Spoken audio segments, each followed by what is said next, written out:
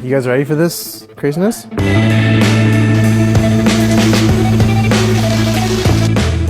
There's a certain pursuit of beauty which I'm very interested in and I'm okay with. I'm okay making and trying to make beautiful objects, but I'm also interested in sharing the not so beautiful ones as well. I'm an abstract painter and I'm working primarily with acrylic paints, and it's very process-based where I build various machines to manipulate the movement of paint. Most notably is my spin machine, which I made myself.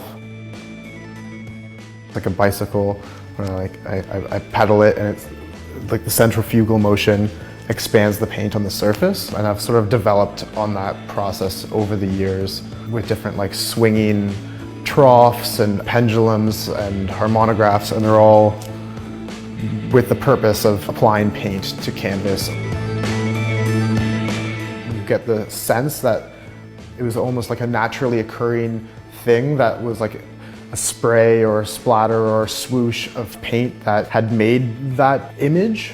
And I'm really interested in sharing, not having a secret about how it's created. It's funny to think that I would use a measuring tape, but I do because I want to know exactly where the middle is.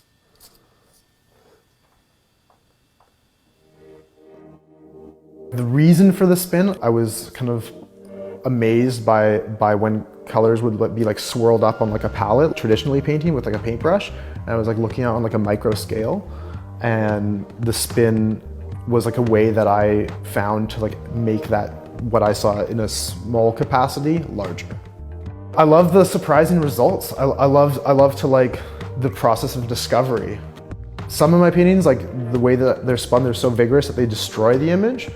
But in general, I do it in a way that they're more just expanding the image. So it's about looking deeper into a fractal kind of, of paint.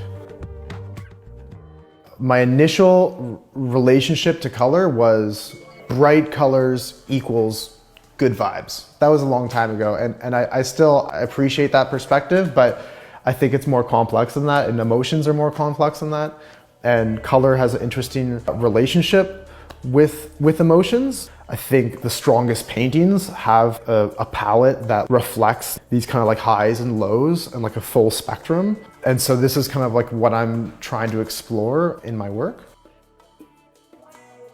If you look back to the old masters, this sounds cliche, but you look at a Van Gogh or a Rembrandt, and you look at their palettes, they have these tertiary colors, which are a mix of all of the primaries. So you got your reds and your yellows and your blues, and they're all present in one mixture, and that will be a brown.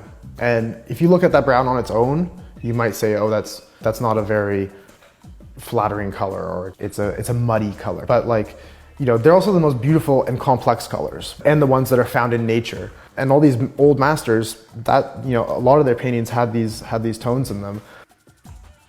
There's still an instinctive way that I approach using color.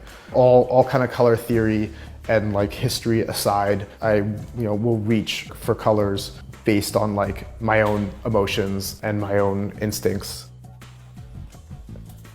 Oh man, I'm happy about this one. Okay, cool. I could probably set up a system to paint where I don't get covered in paint, where it was quarantined off, but I like to literally be immersed in the paint. It's a very kind of analog, very visceral experience. The little cow there. We're just looking at when I was a kid and get covered in paint just as a fun thing. And my mom showed it to me. It's I haven't changed at all,